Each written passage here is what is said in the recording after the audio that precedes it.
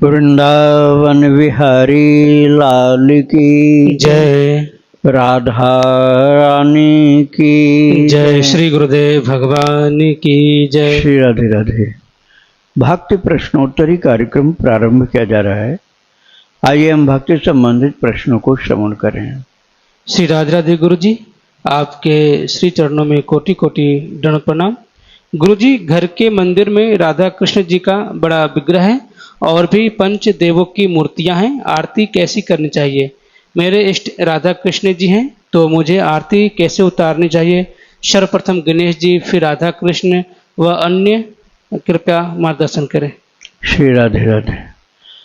आप पहले तो अपने इष्ट देव की आरती करिए, ठीक है।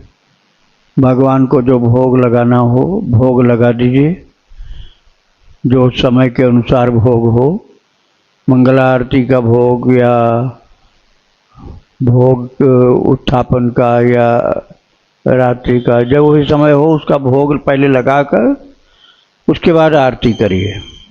तो आरती में सबसे पहले अपने इष्ट देव की आरती की जाती है। राधा कृष्ण की भक्ति आप करते हैं तो पहले राधा कृष्ण की ही आरती करिए। उसके बाद पंचदेव जो हैं, तो राधा कृष्ण उनमें से एक हो गए, अब चार बचे। तो चार जो हैं वो कौन कौन से हैं? शंकर जी और सूर्य भगवान, गणेश जी और गौरी माता। भगवान के अलावा ये चार हैं, सूर्य भगवान, गणेश जी, शंकर जी और गौरी माता। यदि आपके पास हनुमान जी हों तो वो भी शिव जी के एक स्वरूप हैं। तो उन लोगों की आरती अपने प्रभु राधा कृष्ण की आरती के बाद करिए और फिर आचमन कराइए। उसके बाद भक्त लोग दंडवत करेंगे, आरती लेंगे और भगवान की आरती को सब लोग आदर के साथ ले करके फिर प्रसाद लेंगे। श्री राधे राधे। शिल्पी जी हैं कोलकाता से, इनका प्रश्न है, महाराज जी, मैं नाम जप करते समय अपनी परनानी की तुलसी माला का प्रयोग करती हूँ। मेरी परनानी का शरीर काफ़ी जल्दी, उनकी उम्र जो 40 की थी तब शांत हो गया था और यह तुलसी माला प्रायः 100 साल पुरानी है। मेरी परनानी के अलावा इस तुलसी माला का प्रयोग और कोई नहीं करता था, तो क्या मैं यही तुलसी माला का प्रयोग जारी रखूं? क्योंकि अभी तक मेरी दीक्षा नहीं हुई है, तो क्या मैं इसी पुरानी तुलसी माला का प्रयोग कर सकती हूँ? हाँ, जब तक दीक्षा आपकी नहीं हो जाती तब तक आप कर सकते हैं, लेकिन दीक्षा जब लेंगे तो आपको दूसरी तुलसी माला नई लेनी होगी और नई माला जो दीक्षा में आपको ग्रहण करनी है फिर उसी से ही जप करना होगा। अभी दीक्षा नहीं है इसलिए आप भले कर लें। राधे राधे। पूजा शर्मा जी, इनका प्रश्न है, गुरुदेव आपकी बहुत कृपा है, मुझे श्री कृष्ण की प्राप्ति हुई। हे गुरुदेव, विवाह के पश्चात ही मेरे सांसारिक पति में मुझे मारना पीटना शुरू कर दिया, जिसके कारण श्री कृष्ण की कृपा से मैंने कृष्ण को ही पति मान लिया। इस कारण से हमेशा कृष्ण का ही चिंतन रहता है। विवाह को 7 वर्ष हो चुके हैं और अब संतान के लिए बोलने लगे हैं। संशय यह है कि गुरुदेव, पति भावना सिर्फ कृष्ण की ही है, मन अब संसार और सांसारिक क्रियाओं में नहीं जा रहा है, जिस कारण से सांसारिक पति और घरवाले दुखी रहते हैं। आपने एक बार कहा था कि भक्त लोग लड़ाई झगड़ा नहीं करते, इसलिए सब सहती रहती हूँ और सबकी सेवा करती हूँ। श्री कृष्ण को ही प्रेम करती हूँ, सांसारिक पति से प्रेम नहीं है। इस कारण से मन संतान उत्पत्ति में नहीं जा रहा। ठाकुर जी भी कोई संकेत नहीं दे रहे हैं, तो क्या करूँ? कृपया मार्गदर्शन करें। देखो, रहना आपको परिवार में ही है। अब परिवार में न होते तब तो बात कोई समस्या की नहीं थी, लेकिन आपको परिवार में रहना है तो आप झगड़ा झंझट अशांति से क्यों रहें? भगवान को पति मानिए, खूब भक्ति करिए, किंतु परिवार में यदि संतान की अभिलाषा उन लोगों की है तो आप भगवान का ध्यान करके उसके बाद संतान की प्राप्ति के लिए उनको अनुमति दे सकते हो, किंतु प्रभु का ध्यान जरूरी होगा इसमें, तो आपको दोष नहीं लगेगा। क्योंकि मन से तो ठाकुर जी को पति मानना है, शरीर से जिसके साथ विवाह हुआ है उसको मानना भी आपकी व्यवस्था है, इसलिए मानना पड़ेगा। किंतु ठाकुर जी को मन से पति मानो। शरीर से भले ही आपके साथ विवाहित जो पति हैं उनको अनुमति आप दे दो संतान की प्राप्ति के लिए। राधे राधे। गायत्री जी सूरत से, इनका प्रश्न है, गुरुदेव मेरी कुछ इच्छाएं हैं, मैं पापी जीव आपकी शरण में हूँ। पूर्व जन्म के पाप के कारण यह शरीर बहुत ज़्यादा कष्ट में है। अब हालत गंभीर है, बहन और पति सेवा करते हैं। गुरुजी मेरा यह जन्म व्यर्थ नहीं जाने देना चाहती मैं, कृपया आप करके मुझे वृंदावन में ही मेरा शरीर पूरा हो ऐसा आशीर्वाद दें।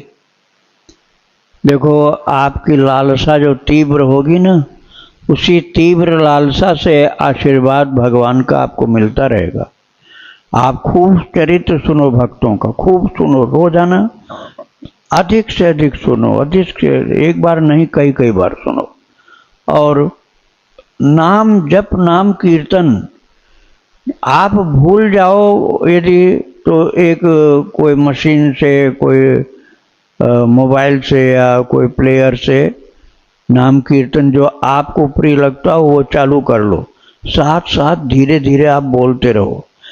केवल सुनना नहीं है, बोलना भी है, थोड़ा धीरे धीरे बोलना है।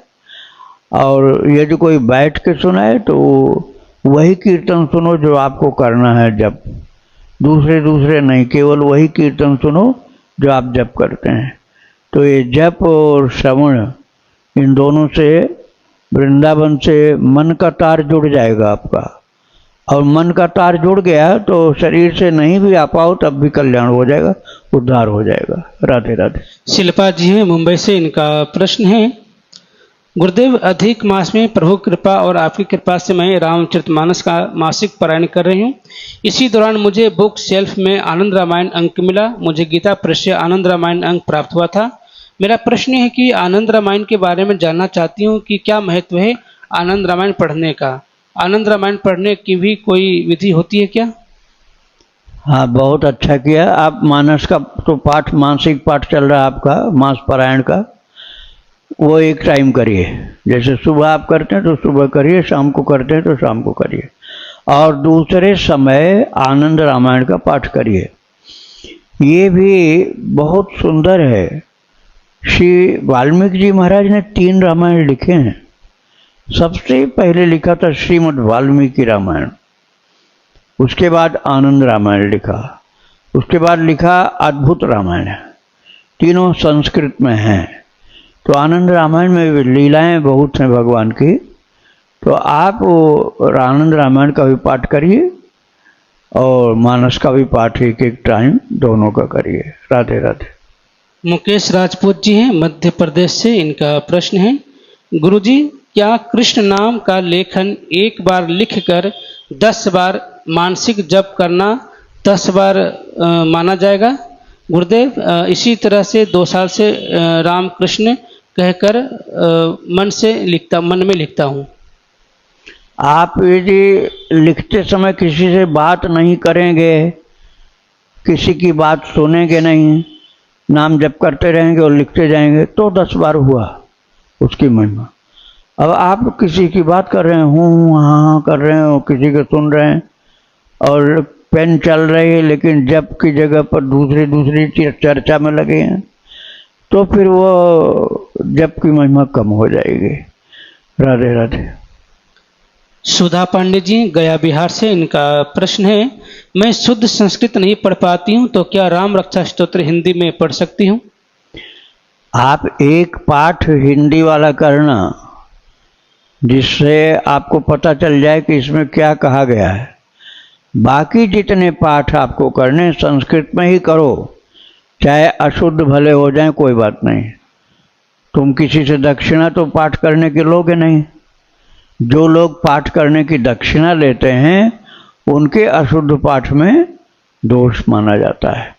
आप जो अपने कल्याण के लिए पाठ करेंगे तो अशुद्ध होने पर आपको दोष नहीं लगेगा, क्योंकि आप जितना चाहते हैं शुद्ध उतना तो शुद्ध कर ही रहे हैं। अब अनजान में कोई अशुद्धि हो जाती है तो उसका आपको कोई दंड नहीं। राधे राधे। इनका दूसरा प्रश्न है, गुरुदेव, जब मैं पूजा करती हूँ तो पहला भोग सूखे मेवे का भोग लगाती हूँ, फिर नाम जप करके आरती मंगल करके उसके बाद दूसरा भोग बना के राधा रानी लड्डू गोपाल के सामने रख देती हूँ और बोल देती हूँ यह दोपहर का भोग है, मैं अस्वस्थ रहती हूँ और दोबारा न नहाने के कारण उसी समय बना के भोग लगा देती हूँ और शाम को नाम जप करने के बाद सूखे मेवे का भोग लगाती हूँ। तो क्या मेरा ऐसा करना सही है? हाँ, ये तो ठीक है, लेकिन आप जो भोजन करती हो ना, उसका भी भोग लगना चाहिए। जैसे आपने सूखे मेवा का भोग लगा दिया, काजू बादाम पिस्ता किशमिश थोड़ा थोड़ा मिला दिया आपने, एक छोटी सी कटोरी में रख दिया, ये हो गया भगवान का। अब आपने थाली में मंगा करके अपने लिए भोजन रखा, आपने भोजन किया भरपेट, तो भक्ति के हिसाब से ठीक नहीं है। भक्ति के हिसाब से ये ठीक है कि जो भोजन आपको पाना है, ग्रहण करना है, पहले उसे भगवान को खिलाओ। दाल रोटी चावल सब्जी खीर पुआ जो भी आपके घर बना है, जो भी तैयार है भोग सात्विक, तो आप उसको ग्रहण करोगे और भगवान को नहीं खिलाओगे तो उपयुक्त तो नहीं होता है। पहले भगवान को भोग लगा दो, उसके बाद खाओ। और वो नाश्ता के टाइम में ड्राई फ्रूट्स का भोग लगाओ। राधे राधे। इनका आखिरी प्रश्न है, महाराज जी मैं पहले महामंत्र लास्ट में सही नहीं जप कर पाती, तो मैंने सीताराम नाम जपना शुरू किया, किंतु अब मुझे संतुष्टि नहीं मिल रहा है, तो क्या मैं दोबारा से महामंत्र जप सकती हूँ? मैं शाम में 16 माला दीक्षा मंत्र 16 माला मंत्र जपती हूँ और सुबह उठने के बाद चरतावली सुनती हूँ, शाम में सूखी मेवे का भोग लगाती हूँ।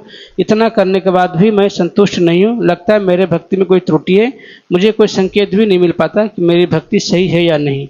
कृपया मार्गदर्शन करें। भक्ति आपकी सही है, आप चिंता मत करो, लेकिन जो जप का अभ्यास आपका पहले का बना हुआ वही जप करो।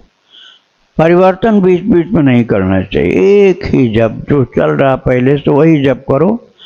खूब ज़्यादा करो, खूब ज़्यादा करो, लगातार करो और प्रेम से करो, झुंझलाहट से नहीं, नाराजगी से नहीं, और किसी से भी बातचीत में शामिल मत हो। हाथ जोड़ लो उनको, भैया हम बात नहीं कर पाएंगे, बात मत करो, हाथ जोड़ करके सिर झुका लो कि हमारे पास टाइम नहीं, और भगवान के जप में लगे रहो। किसी की कैसी भी बात हो मत सुनो, दरवाज़ा लगा लो या दूर से ही सबको वापस इशारा करके बैठाओ, नहीं दूर से वापस भेज दिया करो।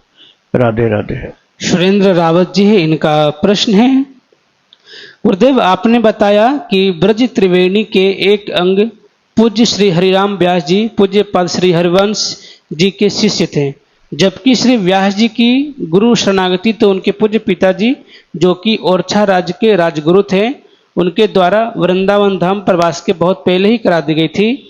मेरा संशय दूर करने की कृपा करें। हरिराम व्यास जी की दीक्षा हित हरिवंश से हुई थी और जो उनके शिष्य थे मधुकर शाह जी, उनकी दीक्षा हुई थी हरिराम व्यास जी से। हित हरिवंश के शिष्य हरिराम व्यास के शिष्य मधुकर शाह, और मधुकर शाह की जो धर्मपत्नी थी गणेश कुंवरी माता, उनकी दीक्षा हुई थी सनकादि मुनि के द्वारा स्वप्न में, और जागृत में हुई थी गोस्वामी तुलसीदास जी के द्वारा दीक्षा। तो इस तरह से हरिराम व्यास जी जो राधा वल्लभ संप्रदाय है, इसी परंपरा में, अर्थात हरिवंश के शिष्य थे हरिराम व्यास, और मधुकर साहब भी इनके शिष्य थे, तो राधा वल्लभ ही थे ये लोग। लेकिन माता जो थी गणेश कुंवर, वो राधा वल्लभी नहीं थी, वो गोस्वामी तुलसीदास जी की शिष्या थी, अर्थात वो रामानंदी थी, श्री रामानंदी वैष्णव थी वो। राधे राधे। वीरेंद्र जी हैं, इनका प्रश्न है, दुनिया में सब लोग सब कुछ छोड़ने के लिए कहते हैं, कोई नहीं कहता है कि एक बुरा काम पकड़ लो। मेरे को दारू पीने के बाद भगवान बहुत याद आते हैं, मैं उसको कैसे छोड़ दूं? क्या पकड़ लो? एक एक बुरा? इनका कहना है कि दुनिया में सब लोग छोड़ने के लिए कहते हैं, हाँ कोई भी यह नहीं कहता कि कोई एक बुरा काम पकड़ लो। तो मेरा एक बुरी लत है, जैसे कि दारू पीते हैं, तो दारू हाँ। पीने के बाद उनको भगवान बहुत ज्यादा याद आते हैं। अच्छा, तो ये अच्छा। दारू कैसे छोड़े पीना? तो काहे के लिए छोड़ोगे? पीते रहोगे, जल्दी मर जाओगे, काम खत्म हुआ। दारू पी पी करके लीवर डैमेज हो जाएगा, किडनी डैमेज हो जाएगी, और फिर प्रेत बन जाओगे। प्रेत बन जाओगे, बताओ इससे क्या फायदा होगा? ऐसी नासमझी की बात आप लोग कर लेते हैं कभी कभी। सत्संग के बिना जीव का उत्थान नहीं होता है। दारू पीने से भजन नहीं होता है, शून्य पड़ जाता है शरीर, चेतना पंगु हो जाती है। तो चेतना पंगु हो जाने के कारण उसको चिंताएं भूल जाती हैं। चेतना पंगु हो गई शराब के नशे में, तो चिंताएं भूल गई। अब चिंता भूल गई तो आप कहते हो बहुत आनंद आया, उसके पहले चिंता में मरे जा रहे थे। तो आनंद नहीं हुआ, चिंता आपको जो थी वो थोड़ी देर के लिए हट गई, तो आप थोड़ी देर के लिए समझे कि बड़ा आनंद आया। और ईश्वरीय आनंद तो तब आएगा जब पहले शराब छोड़ दोगे और किसी संत के आश्रय में भगवत भजन में लग जाओगे, नशा बिल्कुल नहीं करोगे, तब भक्ति की शुरुआत होगी। उससे जीव का उद्धार हो जाएगा। शराब पी पी करके समझोगे कि हम तो अब बहुत आनंद में रहते हैं, तो नरक मिलता है ऐसे प्राणी को, जो बहुत हजारों वर्ष के लिए दुख पाता है। राधे राधे। प्रांजलि तिवारी जी हैं, इनका प्रश्न है, मेरी माँ का देहावसान चैत्र नवरात्रि में हुआ था। हमने सदैव अखंड दीप और घट स्थापना की जाती है, किंतु माँ के जाने के बाद पंडित जी और परिजन सब बोलते हैं कि अब आपके घर में नवरात्रि पूजा नहीं हो सकती है। अब नवरात्रि पूजन तभी हो सकता है जब कोई बच्चा नवरात्रि में जन्म ले, जबकि मेरी माँ देवी की आराधना करती थी, व्रत पूजन सब करती थी। कृपया समाधान करें। ये मूर्खतापूर्ण बात है। भक्ति की बात है नहीं, कर्मकांड की बात है। अरे सब दिन मंगलमय हैं। बच्चा पैदा नहीं होगा तो क्या मंगलमय दिन नहीं होगा? बच्चा जन्म लेगा तभी उद्धार होगा क्या तुम्हारा? मीराबाई के कितने बच्चे थे? भगवान के धाम सीधा पहुंच गए। तुलसीदास जी, सूरदास जी के बच्चे कहाँ थे भाई? ये सब महान महान संत, बच्चा पैदा हो जाएगा तभी जीव का उद्धार होगा, तभी व्रत करोगे, तभी पूजा करोगे, ये नासमझी की बात है। अरे खुद जिस दिन तुमको शरीर मिला उसी दिन पूरा अधिकार मिल गया। जिस दिन मनुष्य का शरीर तुम्हें मिला है उसी दिन भक्ति करने का पूरा अधिकार प्राप्त हो गया। अब किसी के मरने और जन्मने से कोई फर्क नहीं पड़ेगा। राधे राधे। कृष्ण मिधा जी हैं, इनका प्रश्न है, गया जी में जाकर पितरों को पिंड दान करने के बाद मुझे आचार्य ने कहा कि अब आप अपने वार्षिक पितरों को पकाया गया श्राद्ध नहीं करना है, तो क्या यह ठीक है? देखो, गीता जी के 9वें अध्याय में भगवान ने कहा है, यान्ति देवव्रता देवान् पितॄन् यान्ति पितृव्रता भूतानि यान्ति भूतेज्या यान्ति मद्याजिनोऽपि माम्। भगवान ने कहा यान्ति देवव्रता देवान्, जो अलग अलग देवताओं की पूजा करते हैं भगवान को छोड़कर दूसरे दूसरे देवताओं की, तो फिर उसी देवता की सेवा करने के लिए उस देवता का पार्षद बनकर जन्म लेना होता है। और यदि आपने, फिर आगे कहते हैं यान्ति देवव्रता देवान् पितॄन् यान्ति पितृव्रता, और पितरों की पूजा करोगे तो तुम मर करके पितरों के लोक में चले जाओगे, अर्थात पितर बन जाओगे, भगवत धाम नहीं जाओगे। देवताओं का पूजन करने पर ज़्यादा से ज़्यादा स्वर्ग जाओगे, अधिक से स्वर्ग जाओगे। कर्मों की गड़बड़ी नहीं है तो नरक भी जा सकते हैं, लेकिन देवताओं की पूजा किया, गड़बड़ी नहीं है कर्म में, तो स्वर्ग जाएंगे। और पितरों की पूजा किया है तो भगवत धाम नहीं जाएंगे, पितृलोक में जाएंगे। यहाँ भूतानि यान्ति भूतेज्या, और भूतों की पूजा करोगे तो भूत बन जाओगे। 3 बात बता दिया। यांत देवव्रता देवान, देवताओं की पूजा करोगे तो स्वर्ग में जाओगे। और पितृन्यांत पितृव्रता, पितरों की पूजा करोगे तो पितृ बन जाओगे। और भूतान्यांत भूतेज्या, और भूतों की पूजा करोगे तो भूत बन जाओगे, प्रेत बन जाओगे। और प्रभु कहते हैं मध्या जिनोपिमाम यांत, यांति मध्या जिनोपिमाम, अर्थात जो मेरा भजन करता है वो मेरा पार्षद बनकर के मेरी सेवा, मेरी भक्ति प्राप्त करता है।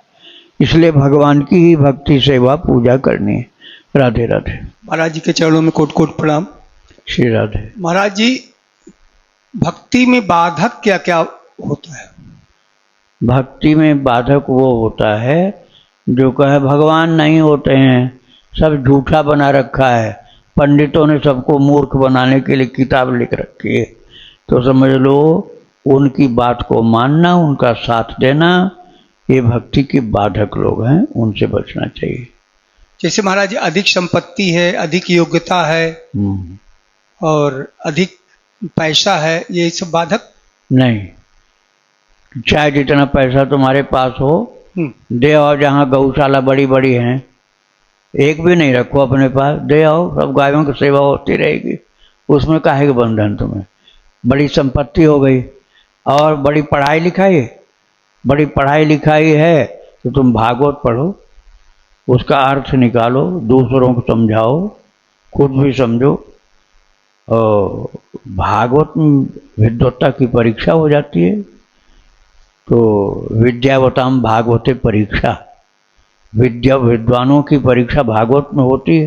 खूब विद्वान हो, पढ़ो भागवत, उसका ज्ञान प्राप्त करो, दूसरों को प्राप्त कराओ, कोई खतरा नहीं विद्वान होने से।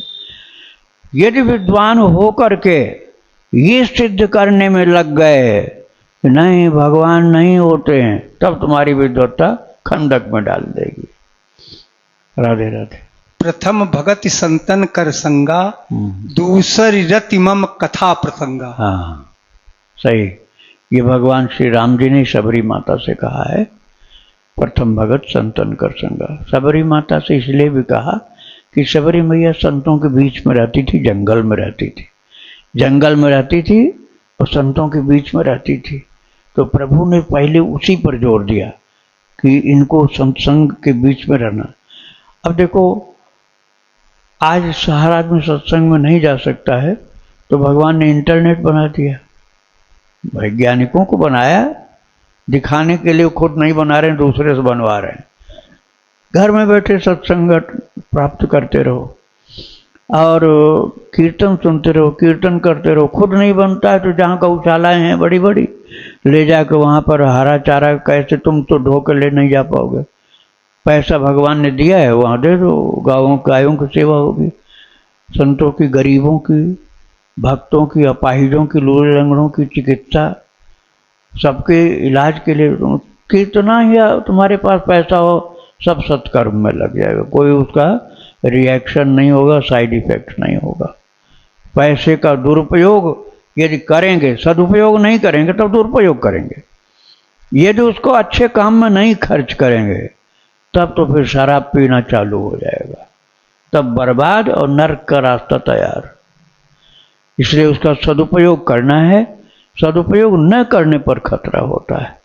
राधे राधे। महाराज जी सादर प्रणाम। राधे राधे। एक प्रश्न ये है कि जब ठाकुर जी की आरती करते हैं तो आरती के बाद जैसे कुछ लोग ठाकुर जी को ही आचमन के बाद ऐसे देते हैं, तो क्या ठाकुर जी की है आरती, कुछ लोग कहते हैं नहीं देना चाहिए चारों तरफ करके, तो क्या उचित है कि ठाकुर जी की आरती करके उनको ही देना चाहिए या नहीं? नहीं, अब रख हम बताते हैं। आरती माने होता है दुख, आरती माने होता है दुख, कष्ट, पीड़ा। तो भगवान को क्या कष्ट पीड़ा है? जितने आते हैं सब मंगता आते हैं, मंगता, भिखारी, ये दे दो, वो दे दो, ये दो, हमारी बीमारी ले लो आप, हमको ठीक कर दो, हमारा बच्चा ठीक हो जाए, हमारा मुकदमा जो हम जीत जाएं और हमारे ऊपर जो अलाय बलाय सब आपके ऊपर पहुंच जाए। तो भगवान के पास आकर के अपने संकटों को भगवान के ऊपर डालने की कोशिश, और महाराज जी भगवान ने नहीं दूर किया तो अमल भक्त का चरित्र आप सुन लेना। भक्त अमल जी की चरितावली भक्ति आश्रम मैंने बोला है 4 भाग में है। भक्त अमल जी की चरितावली भक्ति आश्रम। तो अमल भक्त जिनके हैं, जिनके टीचर को पढ़ाते, जिनके बच्चे को पढ़ाते थे, टीचर थे वो अमल जी, प्राइवेट थे, सरकारी नहीं थे, वो बहुत अच्छे थे, लेकिन भक्ति बाद में पैदा हुई। तो वहां उन्होंने देखा कि वो सेठ जो था वो सेठानी को बचाने के लिए भगवान से विनती कर रहा था, हमारी सेठानी को बचा दो, हमारी सेठानी मर रही है। यहाँ तक कि अमल जी को भी कह दिया आप विनती करो, आप सीधे सज्जन व्यक्ति हो तो हमारी सेठानी बच जाएगी। अमल जी ने कहा हम जानते ही नहीं भगवान क्या होते हैं, कौन होते हैं, जब हम जानते ही नहीं तो हम कैसे कहें कुछ। तो दूसरे दिन सेठानी मर गई। भक्त अमल जी की चरितावली मैंने सुनाया है। सेठानी मर गई तो पहले तो अपने बेटे को पढ़ाने वाले अमल जी को खूब गाली सुनाया कि तू क्यों प्रार्थना कर लेता तो मेरी सेठानी बच जाती, क्योंकि तू इतना नेक इंसान आदमी है, लेकिन तूने मेरी बात नहीं मानी, भाग जाए यहाँ से, हम और कोई बच्चे और किसी से बच्चे को पढ़वा लेंगे। और इतना गुस्सा आया भगवान के ऊपर उसको, सेठ को। ये बिल्कुल सत्य घटना है, मैं पूरा चरित्र सुनाया हूं। तो ठाकुर जी को उठा लिया मंदिर में से और ले करके महाराज सड़क के उस पार कूड़ा की तरफ फेंक दिया भगवान को, और अमल को निकाला घर से। अमल जब जाने लगे तो भगवान की ओर देखा जो सड़क के उस पार थे। उन्होंने कहा प्रभु मैंने आपकी भक्ति तो कभी नहीं की, लेकिन यदि आप भगवान हो तो आपके साथ बड़ा गलत व्यवहार किया गया, बड़ा गलत व्यवहार किया गया। सब प्रणाम करते थे, आरती कर पूजा करते थे, अब आपको ही उठा के फेंक दिया। तो मैं आपको छोड़ के नहीं जाऊंगा, जहां मैं रहूंगा जैसे रहूंगा आप भी रहेंगे वहां। वो ले गया अमल। उस समय भक्त नहीं था, नेक इंसान आदमी था। तो वो एक बाल्टी पानी से नहाया तो बोले तुम भी नहा लो। एक बाल्टी पानी उनके ऊपर भी डाल दिया, भगवान के ऊपर, उनको भी थोड़ा पोंछ दिया, ठंडा न लग जाए तुमको। तो फिर एक दिन में ही भगवान की कृपा होने लगी। रात को बंशी की आवाज सुनाई पड़ी सोते समय। बोले नहीं ये भगवान कहाँ, बंशी तो है ही नहीं, कहाँ से आवाज आएगी इनकी।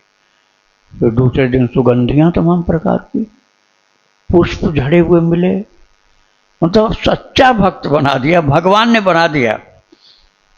तो हमारे कहने का मतलब ये है कि सेठ जी का लक्ष्य क्या था कि हम जो जो चाहें हमारा सब संकट ये दूर करें। हमारी पत्नी का संकट नहीं दूर किया तो ऐसे भगवान हमें नहीं चाहिए, उठा के फेंक आया। तो भक्त जिनकी कच्ची भक्ति होती है ना, बहुत अच्छी महान भक्ति नहीं होती, वो सब भगवान से कुछ न कुछ मांगते रहते हैं। यहाँ कोकिल साईं का मंदिर है सनई बिहारी के पास, वहाँ कहते हैं न तो हाथ जोड़ना और न दंडवत करना न प्रणाम करना, बिल्कुल नहीं, मना है। तो लोग पूछते हैं महाराज ऐसा क्यों मना कर रखे हो, तो क्या करें, ना हाथ जोड़े न प्रणाम करें। बोले भैया जहाँ तुमने प्रणाम किया तहाँ मांग शुरू, जहाँ तुमने प्रणाम किया तहाँ मांगना शुरू कर दोगे, ये हमारे लिए कर दो, इसलिए प्रणाम भी नहीं करो मांगो भी नहीं। तो फिर क्या करें। बोले यदि भजन करते हो तो कुछ भजन यहाँ दे के जाओ हमारे प्रभु को, ये हमसे जो भक्ति बनी है वो भक्ति का फल आप लीजिए प्रभु, हम क्या करेंगे देख करके। तत्कुरुष्व मदार्पणम, 8वें अध्याय में भगवान ने कहा यत् करोषि यदस्नासि यज्जुहोषि यत् तपस्यसि कौन्तेय तत्कुरुष्व मदार्पणम। जो सत्कर्म किया, भजन किया, तप किया, यज्ञ किया, हवन किया, वह सब अर्जुन मुझे अर्पण कर दे। नहीं तो अर्पण नहीं करेगा तो बुद्धि तेरी ऐसी नहीं कि उसको संभाल पाए। तो तो जो भगवान की आरती उतारते हैं, इसका मतलब जो अलाय बलाय सब डाल गए हैं तुम्हारे ऊपर, वह हम आपकी उतार रहे हैं जिससे आराम से सो तो सको। इसलिए शयन आरती जरूर होती है, आराम से आप सो सको। हम आपके आरती माने कष्ट, आपके कष्ट उतार रहे हैं। अब हम सब भक्त मिलकर उसको बांट लेते हैं। और जब भगवान की आरती उतारी गई, हम सब भक्त मिलकर उसको बांट लेते हैं। प्रभु हम सब लोगों ने बांट लिया, अब आप कंटक कष्ट से विहीन आप हो गए, आनंद से आप विश्राम करिए। तो हम लोगों को बांटना है, भगवान को वापस नहीं देना है। आरती जो है भगवान की वो वापस नहीं देना है, वह हम सब लोगों को बांट देना है। ये उसकी विधि है। श्री राधे राधे। वृंदावन बिहारी लाल की जय। राधा रानी की जय। श्री गुरुदेव भगवान की जय। श्री राधे राधे।